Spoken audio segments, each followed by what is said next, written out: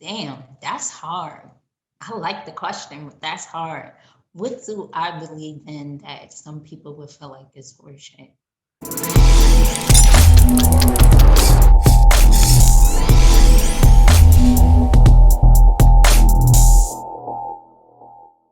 All right, we are on Colin's Conversations. I always let the guests introduce themselves, let everybody know who you are, a little bit about the early days of what got you started and what brought you here today. Okay, so my name is Johnetta Cuff. I am the founder of In a Piece with Netta blog and brand and the Naval Realm Holistic Palette. So I'm an intuitive coach, an inspirational speaker, a yoga teacher, and a writer. I'm breaking stuff down so I integrate everything. So I'm very creative. Um, and I didn't just come here to do one thing. So, and I like to learn, and teach. So yeah. I got started in 2018 where I actually started my business. I started my company and it was actually named Healing Hood, right? With a three, H3ALing.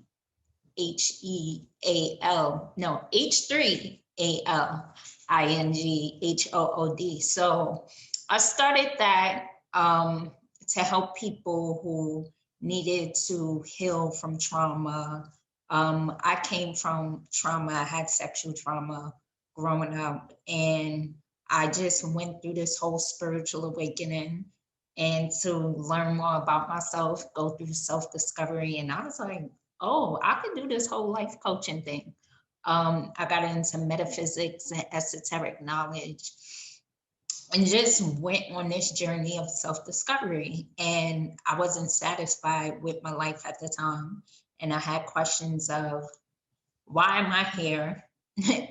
I didn't come here to pay bills, eat, sleep, and share. So I was like, okay, you always wanted to own your own business, but how can you serve other people? What can you can teach people what you know? And so from there, I was like, okay, was fearful, but I feel like spirit was telling me to leave my job and just start my own business and just have that faith. Um, Also, I have spiritual gifts since I was younger. So I have like clairvoyant gifts. I see numbers, I decode numbers and, tell you what the meanings are. Um, Found out I was a medium, which means I could see dead people, but it's not like I walk around just seeing dead people, right? But yes, I'm a medium. I don't like give readings. I'm not Miss Cleo. Call me now. I don't do the whole tarot. I use them personally, but I just use my intuitive gifts and those to stay connected to spirit or the divine or the universe. But also to help people. But I'm not going to be like, oh, so your grandfather told me. I'm not one of those people. Not just yet.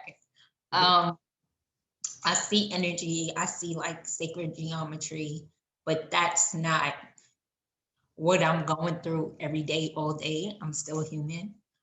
We all have these gifts. It's just that you have to tap into them. Um, so yeah.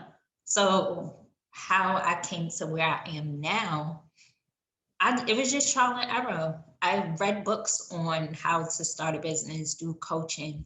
Um, and just be an entrepreneur, but it takes experience.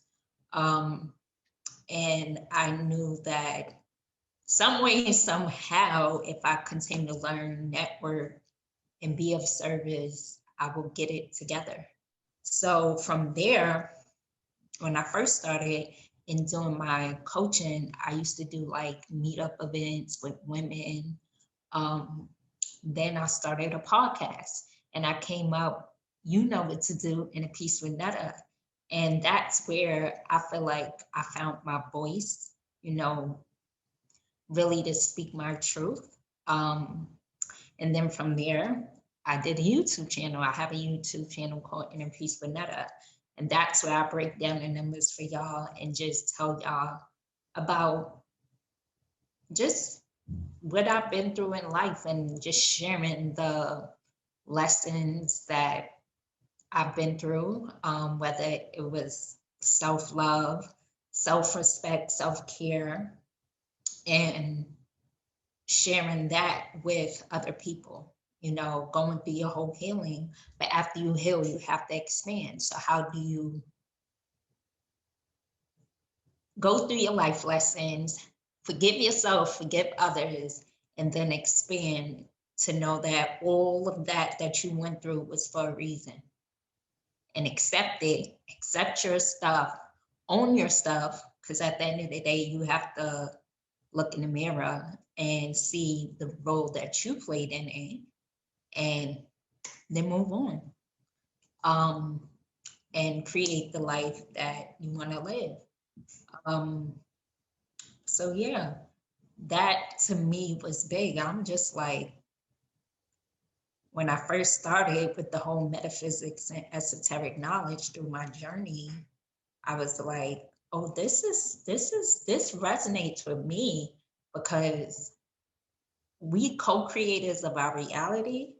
That sounds more responsible to me. That sounds way cooler than me allowing someone else to create my life for me. Um, so I was just like, oh, I definitely want to tell everyone about this, but my journey was just a little different from what I was seeing out there. I wasn't seeing that many Black people out there talking about it. So I was like, oh yeah, I'm gonna do it. But not only that, I just know that everyone comes from different backgrounds. And until you walk in other people's shoes, you really don't know what they've been through. And to be honest, skin color, sex, creed, or race don't really matter. It's about what's in our heart, because underneath all is physical, we're all the same. So, Inner Peace with Netta now is starting to expand into more humanitarian work, and yoga holistic. So, All right, we are in Colin's Conversations. I always let the guests introduce themselves, let everybody know who you are, a little bit about the early days of what got you started and what brought you here today. okay, so my name is Johnetta Cuff. I am the founder of Inner Peace with Netta blog and brand, and the Naval Realm Holistic Palette. So I'm an intuitive coach, an inspirational speaker, a yoga teacher, and a writer. I'm breaking stuff down, so I integrate everything. So I'm very creative. Um, and I didn't just come here to do one thing. So, and I like to learn, and teach. So yeah. I got started in 2018, where I actually started my business. I started my company, and it was actually named Healing Hood, right? With a 3, Heal, no, H3ALINGHOOD. So I started that to help people who needed to heal from trauma.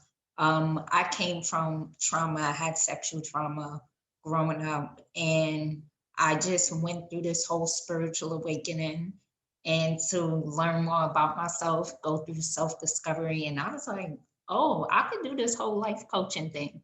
I got into metaphysics and esoteric knowledge and just went on this journey of self-discovery. And I wasn't satisfied with my life at the time. And I had questions of, why am I here? I didn't come here to pay bills, eat, sleep, and share. So I was like, okay, you always wanted to own your own business, but how can you serve other people? What can you can teach people what you know? And so from there, I was like, okay, was fearful, but I feel like spirit was telling me to leave my job and just start my own business and just have that faith. Also, I have spiritual gifts since I was younger. So I have like clairvoyant gifts. I see numbers, I decode numbers and, tell you what the meanings are. Um, Found out I was a medium, which means I could see dead people, but it's not like I walk around just seeing dead people, right? But yes, I'm a medium. I don't like give readings. I'm not Miss Cleo. Call me now. I don't do the whole tarot. I use them personally, but I just use my intuitive gifts and those to stay connected to spirit or the divine or the universe. But also to help people. But I'm not going to be like, oh, so your grandfather told me. I'm not one of those people. Not just yet. Um, I see energy. I see like sacred geometry, but that's not what I'm going through every day, all day. I'm still human. We all have these gifts. It's just that you have to tap into them. Um, so yeah. So how I came to where I am now, it was just trial and error. I read books on how to start a business, do coaching, um, and just be an entrepreneur, but it takes experience. Um, and I knew that some way, somehow, if I continue to learn, network, and be of service, I will get it together. So from there, when I first started in doing my coaching, I used to do like meetup events with women. Um, then I started a podcast and I came up, you know what to do in a piece with Netta. And that's where I feel like I found my voice, you know, really to speak my truth. Um, and then from there, I did a YouTube channel. I have a YouTube channel called Inner Peace with Netta. And that's where I break down the numbers for y'all and just tell y'all about just what I've been through in life and just sharing the lessons that I've been through, whether it was self love, self respect, self care, and sharing that with other people, going through your whole healing. But after you heal, you have to expand. So, how do you go through your life lessons, forgive yourself, forgive others, and then expand to know that all of that you went through was for a reason? And accept it, accept your stuff, own your stuff, because at the end of the day, you have to look in the mirror and see the role that you played in it and then move on,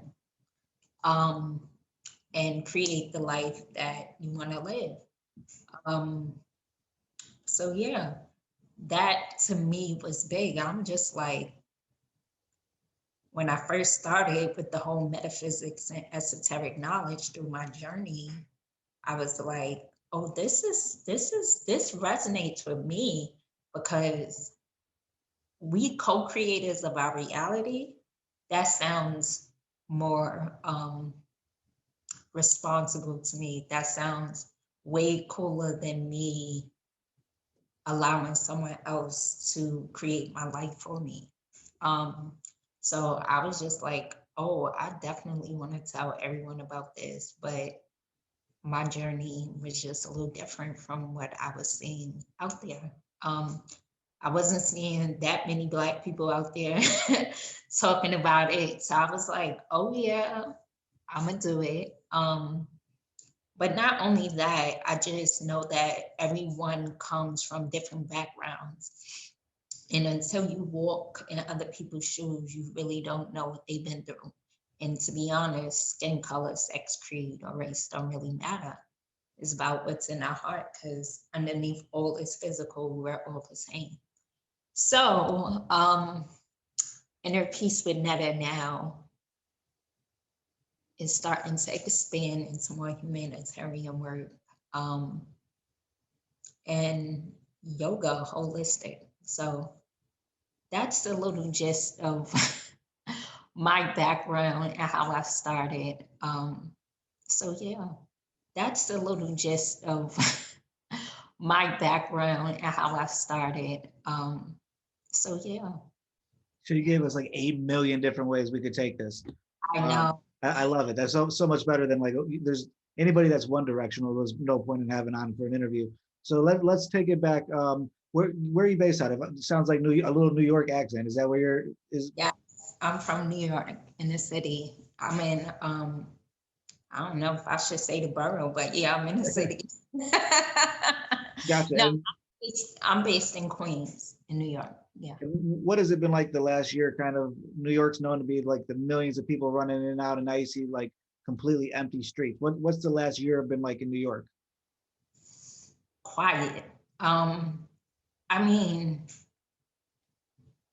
it's people outside. People, I mean, it's still New York. People still got to do what they got to do to make a living out here. To be Right. honest, it did hit us hard over here, and it's hard because we live. I call this the concrete jungle. We don't have in the city much nature, so to me, you need to be outside, have your mask on, whatever you need to do. Um, but to me, I just felt like it just killed the vibe for me for New York last year. So yeah. And people just hustling, just trying to make it by because it's expensive already out here. So Right. yeah. And it's somebody that works with self-healing and self-love and all these different aspects. Is there any just general or specific advice that you could kind of give people that are, like you said, without work or kind of stuck at home that want to go out? Like what can people be doing to keep their mental game strong in these times? Well, I would tell you to practice mindfulness, um, meditate, and journal, right? Because 2020 for me was about us going within, and doing the inner work and looking at ourselves and the parts that, we may not have liked to see. But I mean, in New York, you can go outside, but journal, dance, move your body, do yoga, do something that you love to do, whether it's cooking, martial arts, working out, but you need to move your body. If you need to go to therapy virtually online, do that and ask for support, um, and connect with other people. And they may even be different from you online.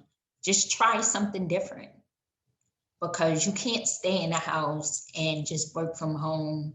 You be around your own family and stuff, and it's a lot. It's taking a toll on people's mental health, and I don't think that they was ready for that. This whole government and just the whole world. I don't think no one has actually thought about the impact on people's mental health. Um, because even before then, people weren't being that mindful before, and they had the stresses of their everyday life. So imagine being stuck in a house and then you got to sit with that. So with what I do when I do my coaching, I equate the yoga with it to get the body moving, because when you have trauma or any form of stress, you need to get that energy moving out of your body. Um, or you just stay stuck in your head, or Yeah. it's cause sickness in your body. So move, get out, move, do a vision board, dance. It doesn't matter if you can't dance. There's so many platforms online. Go take a run, jog, ride your bike, go jump rope, do something. Just do something. Move. That, That's that's such simple advice that nobody really like. Everybody wants that kind of golden factor, the one stop overnight success, and it's just move, try something new. yeah, like when you're in your head, if you start to learn a new skill and you practice that switches something in your life. That's a new habit, and then you can exchange it from an old one. And I feel like a lot of things is people habits as well with this, with our mental health. If you're staying in your head, then you have the habit of being in your head, talking to yourself and not being mindful. So mindfulness, yes, a practice, but you need to move. I like to keep it simple. Right. You've used the word mindful multiple times, and it's a good one. And I think everybody that hears mindful is kind of a different kind of definition. What would your personal definition, if you were making the inner peace with Meta Dictionary, what would your definition for mindful be? Okay, so mindfulness to me is being aware of what you're doing in the moment and being present in the moment, like being aware of your thoughts, of your emotions and your actions, because your thoughts trigger your emotions and your emotions trigger your actions. And a lot of people live on autopilot. So if you know that you want to shift or change in your life, say if you have a negative belief system or thoughts, and you feel like a negative thought, or you see it playing in your mind, or you hear it, you, instead of joining into that conversation in your mind, just look at it as a movie. Instead of, I know this sounds weird, but just look at it as a movie playing in your head instead of actually joining in it. Does that make sense? I think I could understand where you're going with that. Okay, so say if you had an argument with your spouse or something, or a friend last night, then it's coming through your head, and now you're replaying it in your head, and now you saying what you wanted to say to that person that you didn't say yesterday. And now you're in your head talking to yourself like, I should have said this and that, or either you're saying it to the person, you're not being present. So that's what I mean as far as don't interact with it. And when you start to ignore those thoughts, and you're bringing and reinforcing with positive thoughts, then those negative thoughts will soon, go away. And that's what I mean as being mindful. Even like being mindful of what you're eating. If you know something makes you sick, or you're not supposed to have it, you need to be mindful because it makes you feel horrible. Gotcha. Yeah. That makes sense. Everything that you do, it kind of makes me feel like you're either vegetarian or vegan. Am I right? I was a vegan and a vegetarian for a little bit, but I had to go back to eating some meat. I don't eat processed foods, and certain meats I don't eat, but yeah, I eat meat. I went back, but I eat a lot of plant foods too. What was the one meat that you just had to have back in your diet? I don't want to be like chicken, but chicken. Chicken, even though I love fish, chicken and catfish. I love me some catfish. Yeah, I don't think there's, you could probably tell me you could get an extra 20 years if you never ate chicken wings again. It's not worth it. I'd eat chicken wings every day if I could. With it. But back into your expertise, how long have you been doing yoga? Your whole life, or is that kind of since you were an adult, or how long of a journey has your yoga teachings been? Okay, so I just got my certification in last year of November, but I've been practicing yoga for about 2 years. Okay, and I think that was I saw it was like a 200-hour certification or something. Yes, so that's just when you're getting your yoga teacher certification. You can stay at 200, but that's just the basics. And there's like 300, 500 hour, but if you want to, you can get in. But And how It's does not. that certification work? Does you just kind of keep a log of how many like teaching hours you were? Is there like a board that monitors it? Like if somebody wants to become a yoga teacher and become certified, what's that process like?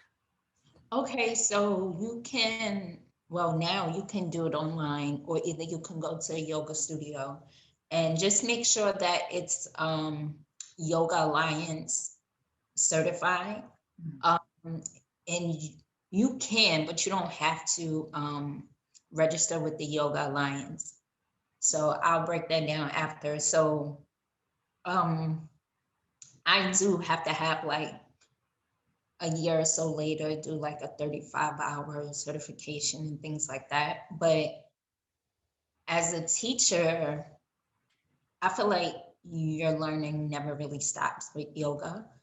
It's really easy. You just need to find the program that's right for you. Which form of yoga do you want to teach, like vinyasa or yin yoga? These are just different types of yoga, and what works for you, and why do you want to teach yoga? Like you can use it to create anything. Um, and you can be a yoga therapist. So there's really not that much. It's very easy, and just make sure it's Yoga Alliance certified, and make sure the teacher, you like the way the teacher teach, like you like how they give you, how you're able to perceive that information, because I think that's key, and a lot of people don't realize, like I didn't, yoga, it's not only about the philosophy. That right there, you're going to be learning about anatomy. So if you don't want to get into the anatomy, then don't do it, because you have to know the alignment, um, all the muscles, the bones. If you ain't ready for it, then yeah, but it's straight up anatomy as well. So yeah. I think yoga is the thing, it looks like the easiest thing in the world, and it is undoubtedly one of the hardest things in the world. Where you see it's like, you're like, oh, I could do that. And then to actually hold that position for 30 seconds, a minute or longer or whatnot, you're like, oh, I didn't even know I had a muscle over here and it's broken. Yeah, it really disciplines you to stay with your breath, and to get you out of your mind and into your body so you can be present. And as a yoga teacher and somebody that also does life coaching and whatnot, breathing techniques are kind of like a controversial almost. Some people think they're great. Some people think it's all horseshit. Um, how can you use your breath to kind of regulate stress, or is that kind of just a myth? That is far from a myth. Um, when, wow. Okay. So I can tell about my experience. I never used to be mindful. I was always in my head, and I wasn't breathing. Yes, we are still alive. Our heart is beating. But when you're not present, you're not truly inhaling fully and exhaling fully. You're in your head. Um, and the breathing techniques bring you back down into your body. And like we have things called the Nadi Shadona, which you will have a certain hand mudra, and you would close the right, inhale through the left, close the left, and exhale, and keep doing it for about 10 to 15 rounds. And that balances out your masculine and your feminine energy, or it just balances out your energy. Your left side is more of your relaxed side, and your right side is more of the active. So if you need a balance of both, where you're just stressed out, it will balance your body. So no, breathing exercises is not horseshit, and it will help you to also with people and their emotions. If people are always reacting when shit shows happen outside of them, they need to breathe. When people get into arguments or fights, what do you do when you push them to the side? You be like, you need to calm down and you need to breathe, because that oxygen needs to go back up into your brain. So no, you need to breathe. Absolutely. I think it's just kind of like you said, if you're not mindful, if you're just kind of just you're so caught up in being busy, you don't think, just take time to just even just breathe through your nose. So many people just never even use half of what your breathing system's for. Hmm. Yoga, you do some really cool poses I've seen. Is there any benefit of kind of like you said, getting oxygen to the brain when you go upside down in yoga? Is that like a energy alignment, or like what's the actual function instead of just like the cool Instagram yoga poses of being upside down and headstands and stuff? Okay, so inversions, when you're on like your head, yes, you're getting that energy back into your brain, your blood flowing. And it also teaches you discipline, and actually when you're in a headstand, it actually makes your upper body stronger. And it keeps you, like I say, present, because you definitely have to be present in that pose, and you're connected to your breath. That's something that I'm still working on, as far as standing by myself without a wall and a headstand. Um, and yeah, people, I think on the Western culture, seeing all these yoga poses is so cool, but they really do benefit you. Like downward facing dog, that's good to like lengthen your spine, to alleviate stress, and to actually connect you to your center, but also keep you here, in the present. Something like cobra pose, that will alleviate stress as well, and also help you with alleviating depression and anxiety. So yeah, you just, as far as energetic alignment, that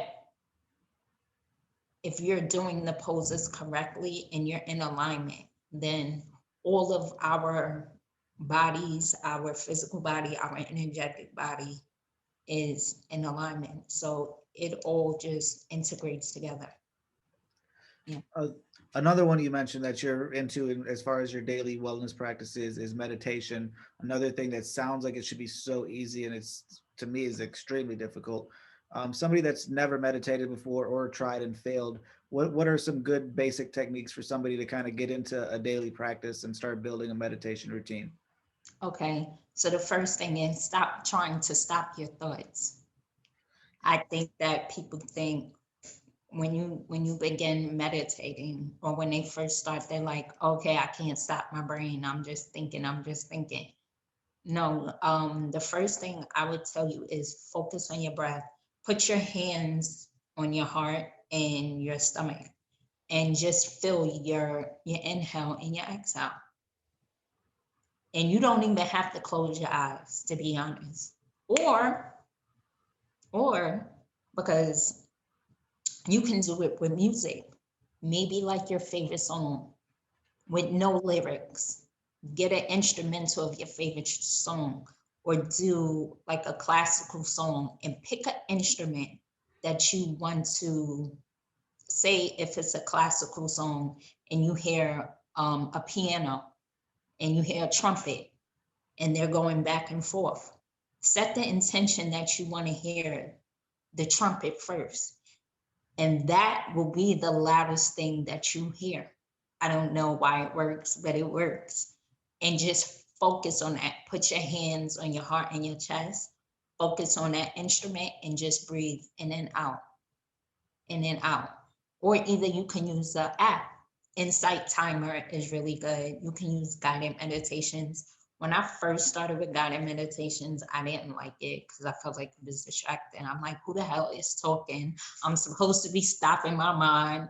I'm supposed to be silent.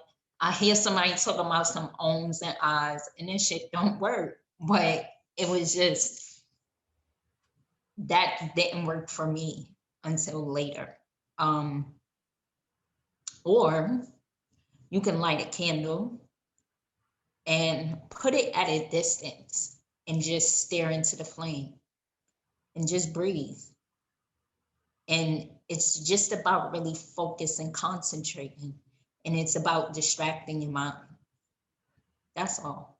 So, that- I think I know this sounds technical, but it's really not. It's just about distracting your mind to find your inner peace and some silence so that you can hear other things. You can hear your spirit telling you other things instead of your ego always in your head chattering. And would you recommend that people kind of like pick a time frame, or just until you feel different, or how do you go about figuring that judgment out? I would say begin with like 3 minutes, 5 minutes first. I wouldn't, as a beginner, try to do about 10 minutes unless you really feel like you can rock out with 10 minutes. I feel like start off small first, and then eventually you'll be at 30 minutes to an hour. And that's where it gets, powerful. And by powerful, what do you mean? Um, well, I feel like you start to get more intuitive messages. You feel more at peace. All them thoughts ain't running through your head, taking over your whole day. Um, Less stress and anxiety. You feel more creative. Um, and when things happen outside of you, you don't react as much, or you don't react at all. I'm not one of these gurus, perfect little Buddhas out here. I still react, but I just certain things I'm unbothered. So And yeah, does it make a difference if you start your day with meditating or end it, or would you recommend you kind of like I would space it say throughout the day? I would say start it. Always start your day with it. Um, and then throughout your day you can do it. Maybe do it 2 times, 3 times a day. And if you're starting your day with meditation, is it kind of the goal, kind of clear your mind and then kind of set up your day mentally and kind of just go through your entire day almost visualizing what you're going to do and then get to it? Yeah, because you in your meditation you can set your intention. um for people who prepare the night before for their day, I don't know, I know for me I set an intention for every day, and so when I meditate with that intention if I'm not doing a guided meditation. So yeah, I think that is good in the morning, very beneficial. And what's your morning routine then? Are you doing kind of getting up, stretching, doing your yoga, then kind of meditate for your brain, eat something, and go throughout your day? So my ritual would be to get up. I either would write first once I get up in my journal, just to like drop stuff out my head, do my prayer and my meditation, yoga. I may eat before I do yoga, but and then yoga, yeah. I make sure I do those as my spiritual practice to keep me grounded. So yeah, and then I go on about my day. Awesome. With COVID, I'm sure yoga classes aren't really what they used to be. What would you say is the difference between kind of watching somebody online opposed to being in a class and actually having kind of that regular teacher? Okay, so online, if you're not able to align your student or get the alignment that you need physically, because in a class, a teacher will ask, can I put you in alignment? You're not able to do that virtually. The only thing we're looking at is a Zoom. And I mean, for teachers who have that experience for a long time, they can see it. And me as a new teacher, I'm still learning. But I think that would be one of the experiences that you may be missing. And then that intimate community, physically seeing people that you see in your classes. And I don't know, just that intimacy I feel like is missing, because everything else you can do online. You can give inspirational speakings and talks, but I feel like a lot of it we're missing intimacy. with the yoga, or just period. I was gonna say just period, kind of just the same way of like we're not here face to face. We're a slightly lagged conversation and all of the above. Yeah. Um, I think we definitely got to take some time to dive deeper into. Um, you've talked about journaling. I do a lot of interviews with musicians and authors and whatnot. So we come to the thing of writer's block quite frequently. What do you think about writer's block? And if you do experience it, how do you push through it? Oh yeah, well, I'm writing a book. And I do get writer's block. I just kind of, if I don't write for my book, I at least write in my journal. That's one thing. If I don't write for my book, I write in my journal. Or write something. I feel like when you're having writer's block, just brain dump. Like literally take a piece of paper in your notebook and don't worry about it making sense. Write what's in your mind. You could just be like, I'm hungry, my stomach hurt, I don't have no food in the refrigerator. I gotta call my sister and ask her for $20, but she got on my nerves last night and da da da. Like just bring up because you just need to, get whatever is in your head, or maybe it's something else. And I'm just giving an example, but brain dump and do something else. Maybe switch up your routine. Um, yeah, that's the only thing I got for writer's block.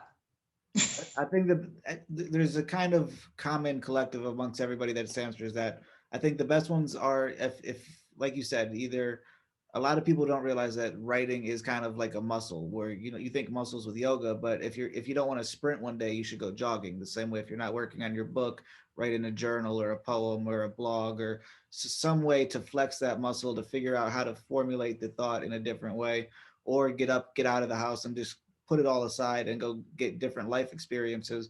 I don't know how many times I've walked the dog and figured out a problem for a website or a marketing campaign. And you're like, oh, it makes sense when I'm walking around the block, when I'm staring in front of the computer, it's just not clicking. Exactly. Yeah. When did the medium stuff start for you? Oh, so I had like a few months ago get like some more psychic training with the teacher instead of my own. I've seen um that person the first time in 2013, and I used to live with my best friend at that time, and I remember her telling me and my niece and nephew, like, there's a ghost in this house. And I was like, there ain't no damn ghost in this house. And she was like, the ghost moved my headphones. The ghost put the headphones on the shower curtain. So you already know in my mind, Colin, I'm like, what ghost? I was like, why would you probably was had them in your pants or something when you took a shower? She was like, no. And then the kids kept saying it. And one day I came home and I seen the ghost sitting on her bed, or the dead spirit sitting on her bed. And I was like, and she was cooking in the kitchen. And I was like to her, somebody died in your house. And she was like, I told you I had a ghost. But it wasn't scary. It was a young woman. She was in her hospital gown, and her hair was in her face like the Grudge. She didn't look like the Grudge. She didn't, her skin was, clear. Um, Not clear like I could see through it, but she wasn't scabby, looking like a monster. Her hair was just in her face, and she was crying because I don't think she knew she died. Colin, that's all I got from that. And when I was talking to my best friend, she was like, yeah, the girl, she died. And I was just like, oh, okay. I looked at my best friend, looked at the ghost again, and she left because I think that she realized that she died and this is no longer her house. So what I've learned was some people, like after they die, some spirits don't, they have to like go through some realization that they died. I don't know, but yeah. So and then some spirits they just go into the spiritual realm. So yeah. It sounds like you need to have a TV show. My wife watches the Ghost Hunter show. She would love that story. I try to watch it and I'm like, no, I'm calling bluffs on all of them. They got all these fancy gadgets. I'm like, they could make that shit say whatever they wanted to. When yeah, I used to say that too. I don't watch that, but after that I've never seen a dead person, but I can look at a picture of someone who's deceased and I can tell you some things about them. That's That that that sounds like you should have like a shop and like everybody should come to it with like just walking in there with photographs all day. hell no, Colin. Hell no. Let's go out of the spiritual world and into the digital world. When was it that you decided to get inner peace with meta.com?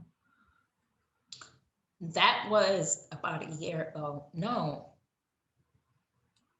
that was no, the blog was about a year ago, and I started the channel in like 2019.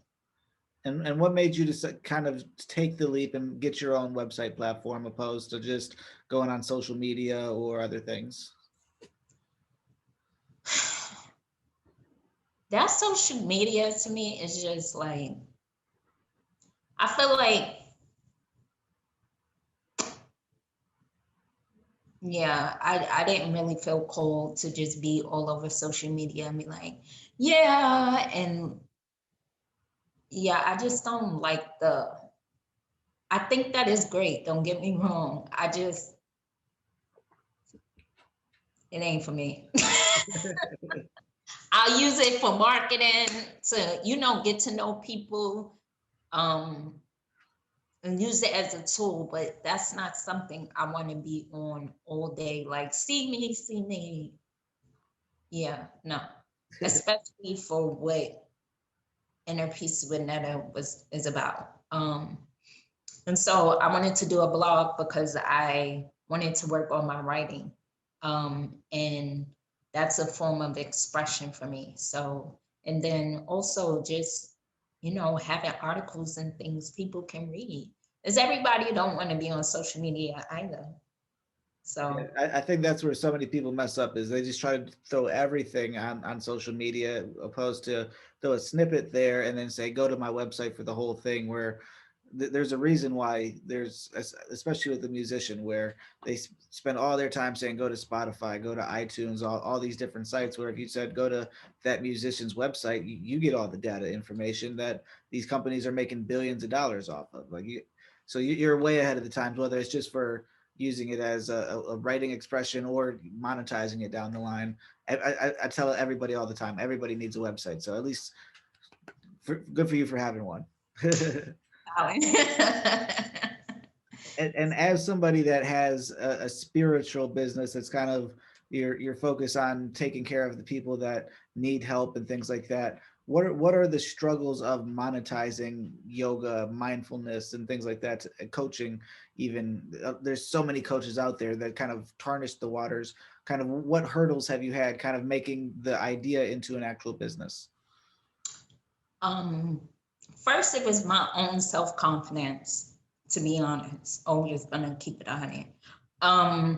But I think that some people feel like just because you may have a spiritual business or do things from the heart center, you're not supposed to charge. Or people come to you with thinking you have this magic potion or pill. You have to do your own inner work. And for someone who has sensitive energy, that can be heavy. and I can take on other people's emotions. So I kind of like have to turn some people away, but give them resources to where like, you don't need coaching, you need therapy, but you can come to no, and that's real talk. Because I'm not going to take your money and knowing that that's not for you. And that's why I have the yoga now to where if I feel like we're not in alignment with coaching, at least you can use yoga, as an additional tool to your therapy.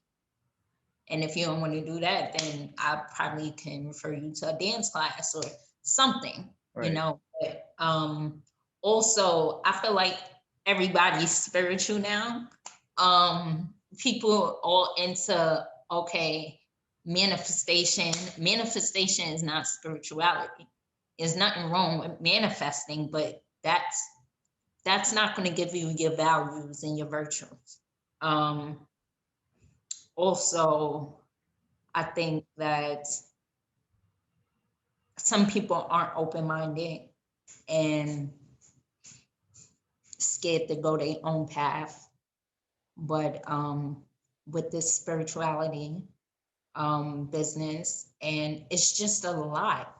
And I think that some people don't understand that everything is connected. I'm not really religious, but I don't knock religion. I feel like the true religion is living inside out and knowing who you are in your inner essence and as your true self, and knowing that everything outside of you does not compare to the power that's within you. So when I see religions and just people fighting over religion due to external circumstances, I'm like, you forgot your values and everything that you speak about. So I think that kind of tarnishes the spirituality business. And some people just not open-minded about it. Yeah. I think the thing I'm least open-minded about is all the crystals and stuff. Uh, I think that's the most horseshit thing in the entire like if it works for somebody to give them the confidence to do something, but like I don't feel like this amethyst crystal is going to give me a good day. Okay. So I'm a crystal queen. Like I use it as a tool. I don't use them as often as I used to, but I do feel like it does raises your vibration. I feel like you said, people can tarnish the image of stuff.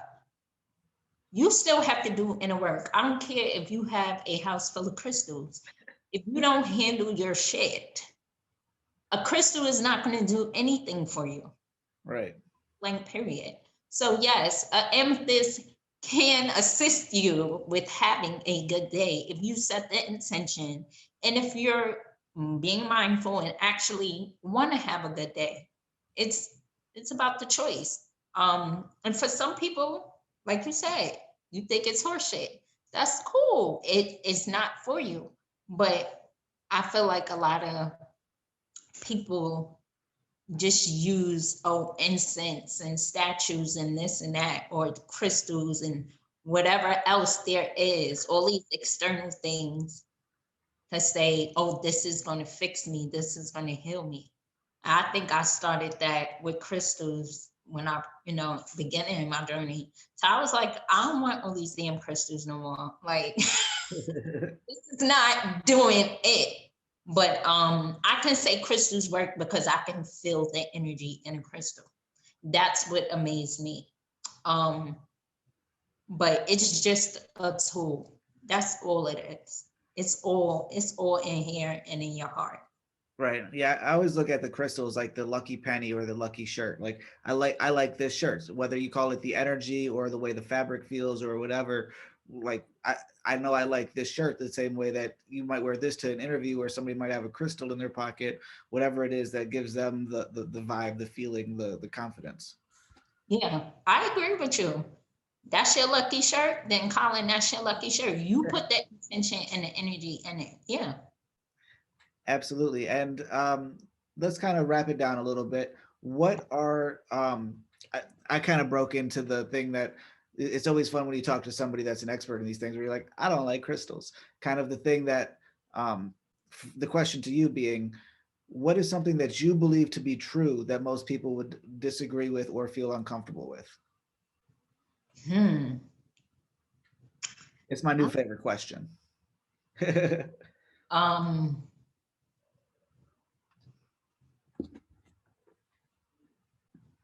Damn, that's hard. I like the question, but that's hard. What do I believe in that some people would feel like is horseshit? Oh, that I can see energy and that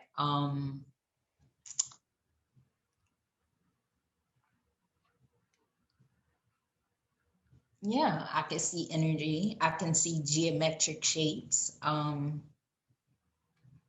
auras. Some people be like, oh, that's bullshit. Right. Okay. I know what the hell I'm saying. Okay. Absolutely. Um, yeah.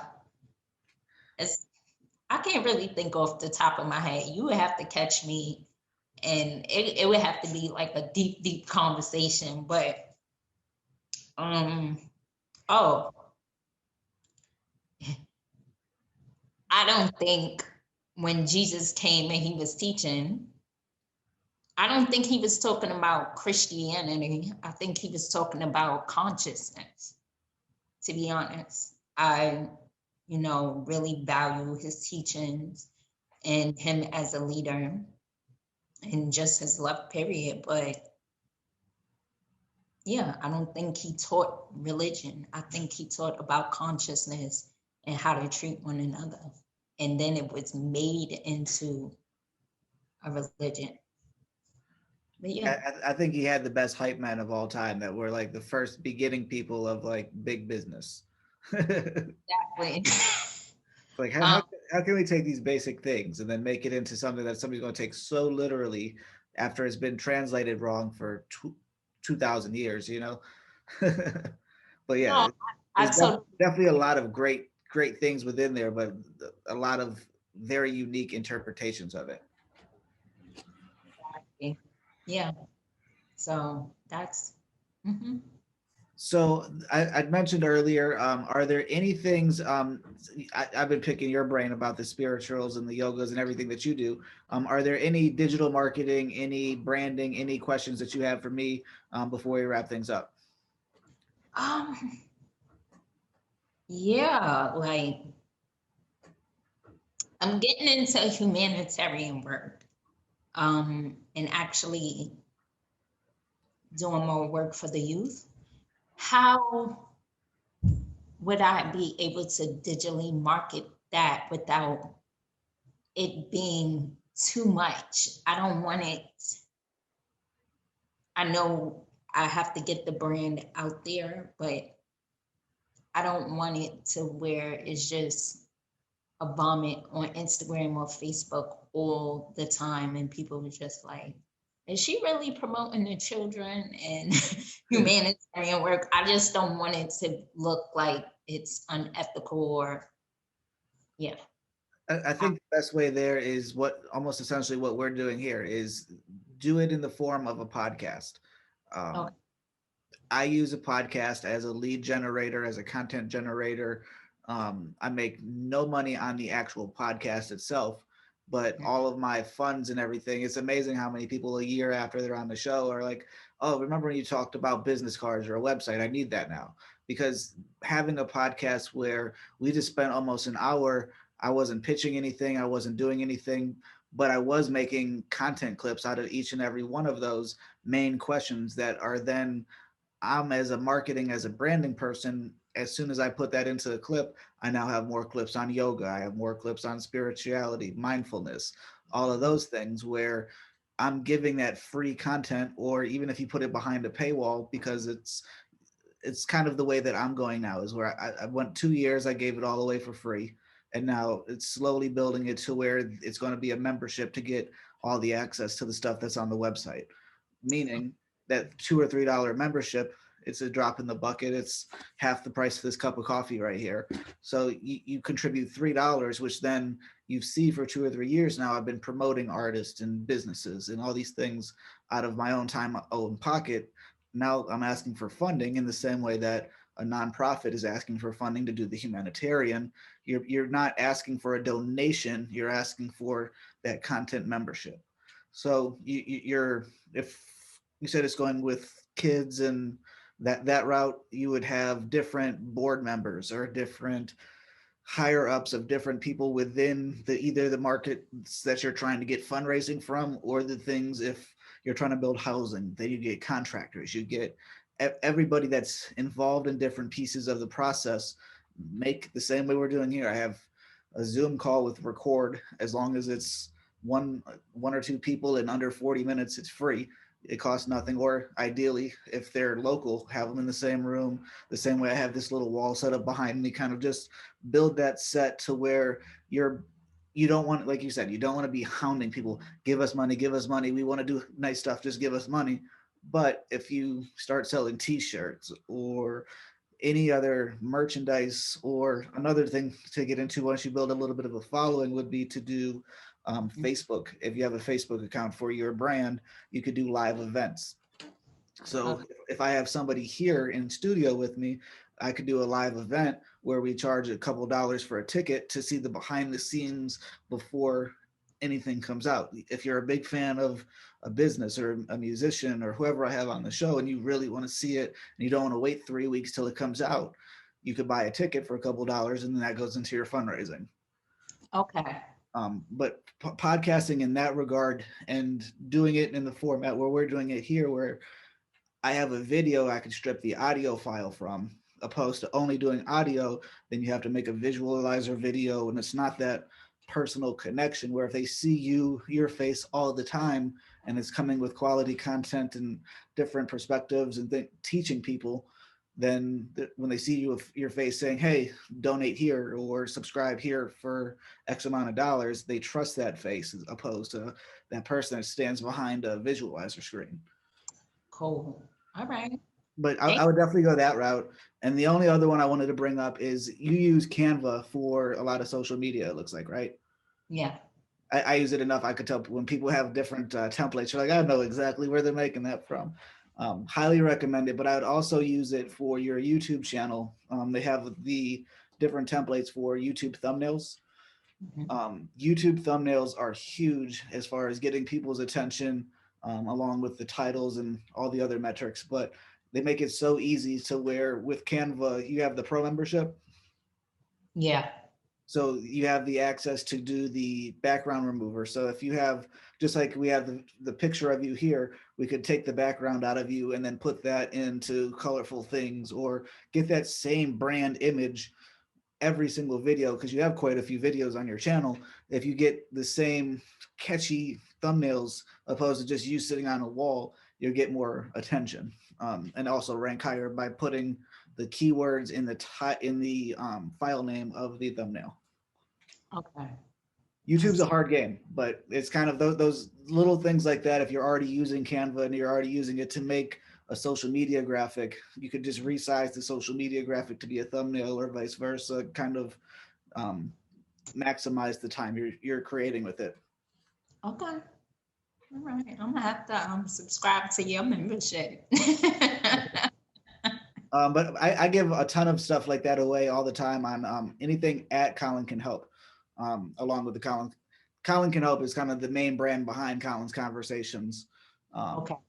which is all the content producing and all the other fun things. The same way that you started off the interview saying that how you wear 10,000 hats, I got 10,000 of them as well. It's just yours are in the spiritual, I'm in the digital. Yeah. Okay. And any other marketing branding things I could answer for you? No, I think that was it. Okay, one more question. So now that everything is online, subscription is the way to go, right? That's the way that I'm moving all of my platforms. Yes. Yeah. Whether it's the tricky part there is you have to do it free long enough to warrant enough people following it that would miss it if it then went behind a paywall. Okay. Because if you start off with a paywall, you're not going to get enough traction behind it unless people already know you personally or know your brand personally that will buy into it. Opposed to, like I was saying with this show, it was everything was free for 2 years. And with that podcast model, kind of what I'm going to be doing with my show is once this interview is done, get it all edited and do a real unique, detailed web page for it. Also having the videos, the audio, but I'm no longer releasing to Spotify, iTunes, all those right away. So what it's going to be is if you want this interview, people that know you, really follow you, and you're promoting that you were just on a show that are interested in it, go right there. It's going to be a $2 or $3 subscription for X amount of time that you could get everything on, or wait X amount of months, then it'll go to Spotify. Kind of the same way that a movie goes from the expensive theater, wait a couple months, you find those discount theaters, and you get there for $1. The same way, if you're interested in it, all the time that you spent and money that you spent to create the content, get who you can, trickle it out for free. Okay. So that's where that subscription comes in. If once you have enough people where you think you could get enough subscriptions and you could put things behind a paywall, and with that, social media comes in. And if it's our video and I put up a 1 or 2 or 3 minute clip that's really enticing, that makes you then want to know more, and you go. But Washington Times, all the big newspapers, they've already gone to those models. So yeah, I would say subscription. Only downside to them is the more people that do that, the less, I mean, the people are so used to getting shit for free. It makes it hard to then warrant giving X amount of dollars. But 88 cents, 78 cents, those things don't sound like real money. Like, it's crazy when you say it, but if you were to put uh, even a 1 hour video of yoga for 78 cents, after processing you clear 50 cents, if you could get 1,000 people to give you 50 cents for a video, you made $500. Opposed to giving it all for free, what did you get? Nothing. But 78 cents doesn't seem like it's an actual thing that you're spending. If it's a quick enough PayPal process or whatever, the same way that you could do a virtual coaching session of buy this link for $1, 78 cents, whatever, to where it's not seeming 5, 20, 30. It's not a big purchase. It's, oh, I'll give you $1. Like, enough dollars add up to fundraising for nonprofits, for author, for this, anything that you want to do, but kind of build the value, or just get a good enough promo to show the value and the same confidence that you feel to sell your services. Give me $1 or don't watch it. Yeah. Because either way, if 1,000 people watch it and none of them do anything for you, they don't follow up, it doesn't do you any good. Or if you get 4 people to give you $1, you're $4 ahead of where you were giving money to YouTube, Spotify, all these different companies. But release it later for those people after you've got some money back for it, or if you got no money for it and nobody's buying it, here, take this one for free. Okay. And Oh, if you're writing a book, that same idea kind of goes with that too, of don't be afraid of giving away a page or a chapter, or if it's a 12 chapter book and you give away the first every author needs to tune into this right here. This is great advice for every author. If it's a 12 chapter book, give away the first 6 chapters. If your book's worth half of anything, who's going to read 6 chapters of a book and not give you a couple dollars to get the back end of it? that makes sense. Okay. Um, that way you're giving the value. They've invested absolutely nothing. But if you hooked them, if you did a quality job, they're going to give you a couple dollars to get the second half of it. Or there's a lot of different ways that you could play that. If you want to do the audio podcast, if you're comfortable talking, read the first 5 or 6 chapters of a book on a podcast, and then announce on that 6th chapter at the end of it, guess what? This was actually the first half of an audiobook that I produced. If you'd like to get the rest of this book, the rest of these tips, go ahead and purchase the full audiobook and start at chapter 7. So it's a way to give free, which gets attention, but hook them to the point where Are you giving up on half the book? You're going to pay the couple dollars to get to that content, I think. Yeah, 'cause nobody's reading or listening to 6 chapters and then not buying it. I know I'm not. I'll give you the majority of the story for free. In the same way with marketing, if I write you a marketing plan, I'm giving you a lot of this to where you're filling in the blanks. If you're the reader, you've already kind of filled in the ending, but I'll give you most of the story for free. Pay me for the ending. Mm, yeah, I like that, Colin. Okay. And I like your face because that means that you, as an author, as a reader, you've realized that there's a lot of value in that. Of you're not just giving away a free copy. You could even sell it as the first 100 people to subscribe to your newsletter, or 100 followers to whatever channel you're trying to promote. Take this first free 6 chapters. Mm, Again, kind of just that teaser, and it's not clickbait at that point either. You get past that hurdle of feeling like you're clickbait of, oh, here's the latest. How many times have you heard this? Here's the latest and greatest Instagram plot to get you 10,000 followers of a page that has like 400 people. You're not going to click that. You're not going to go with that, but you're going to take 80% of a free story, or however you want to do that. So when your book's finished, go ahead and run that marketing plan. okay, I'm gonna call you. Um, I always let the guest, the same way that you introduced yourself, I'm going to let you break it down. You get 1 minute to end the interview on any way that you want to go, whether you want to go promotional, inspirational, a little bit of both, but you get 1 minute to end it for everybody listening and watching. Okay. So thank you everyone for diving into this. And I'm gonna end it inspirational today. This year, 2021, just really focus on being your truest self, lead your own life, be self-reliant, but also be generous to people who look like you and who don't look like you. And remember, it's all about love and nothing else. And go to innerpeacewithnetta.com for my blog posts and my services, yoga and coaching. Thank you. And thank you, Colin. Awesome. That will end the